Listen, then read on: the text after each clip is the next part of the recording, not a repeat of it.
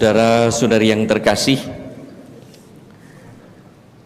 sekarang marak sebelum masa Covid ini bermunculan pusat-pusat pelatihan fitness. Ada pelatihan fisik, yaitu kebugaran untuk kecantikan, ada pelatihan psikis untuk konsultasi kesehatan jiwa, ada pelatihan spiritual, meditasi, dan lain-lain. Tujuannya adalah fitness itu, yaitu kelayakan supaya orang bisa tampil pas dan pantas, agar orang seimbang dalam hidupnya, menjadi pria dan wanita sejati, manusia ideal. Maka seseorang dilatih bagaimana mampu menguasai dirinya hingga rencana dan tujuan hidupnya dapat tercapai. Kita juga diajak untuk berkomitmen melatih diri terus-menerus agar kita mampu menguasai diri dan hidup kita sesuai dengan perutusan Allah, agar pikiran dan perbuatan kita sesuai dengan apa yang dipikirkan dan dibuat Allah pada manusia. Ada satu ilustrasi kecil, seorang anak SD yang nakal, malas belajar, hingga tidak naik kelas dipindahkan oleh orang tuanya ke sekolah Katolik. Sejak itu anak berubah menjadi rajin belajar, saking rajinnya menjadi juara di sekolah itu. Padahal sekolah itu jauh lebih baik daripada sekolah sebelumnya. Ibunya bertanya, "Mengapa nak kamu bisa berubah?" Jawab anak itu, "Di kelas ada salib tergantung, saya takut." Loh, ibunya bangga juga, anak takut melihat salib lalu menjadi rajin.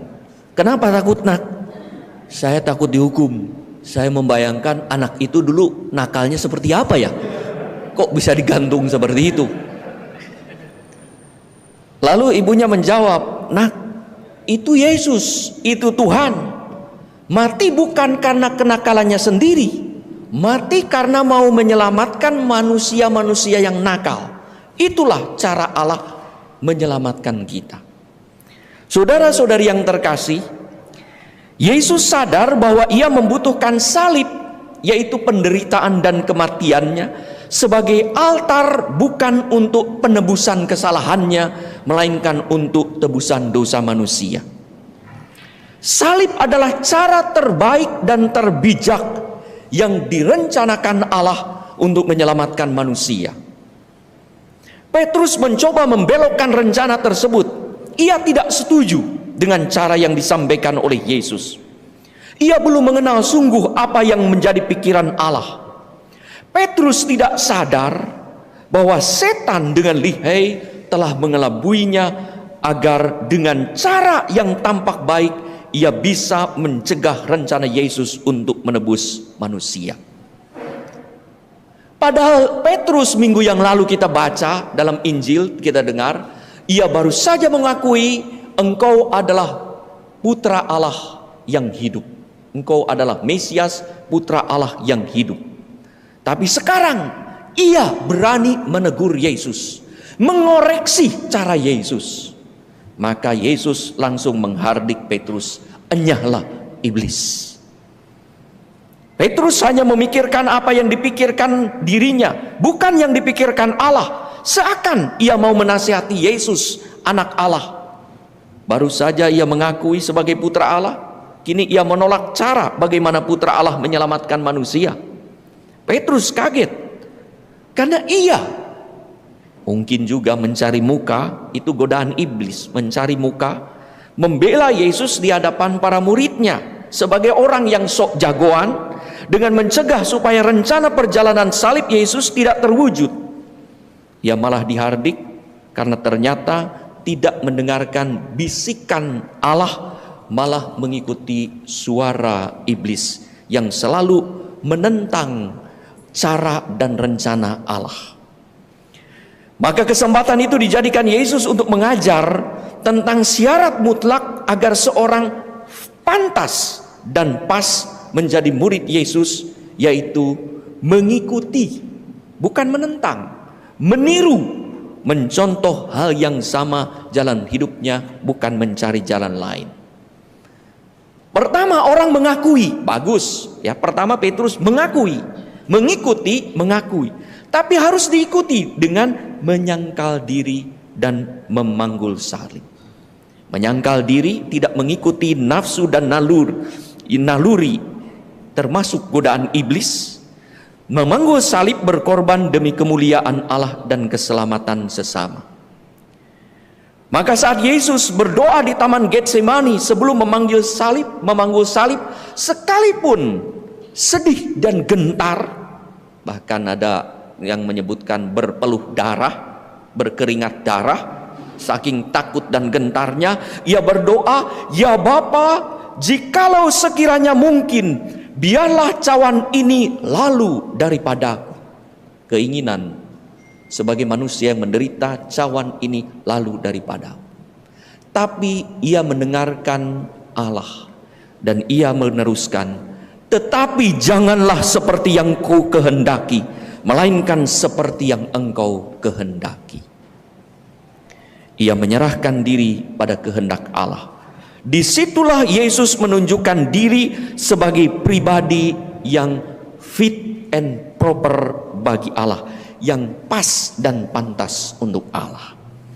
Saudara-saudari yang terkasih, sebelum seorang dipilih untuk jabatan publik di tengah masyarakat, seperti kita ketahui diadakan yang disebut fit and proper test, yaitu pengujian apakah seorang pas untuk menjalankan jabatannya dan layak untuk martabat yang hendak diembannya.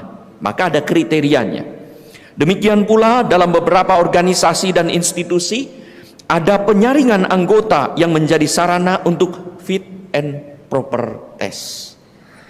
Kalau mau menjadi pengikut Yesus, apalagi dipercaya melayani perutusan tertentu, fit and proper test juga perlu diterapkan.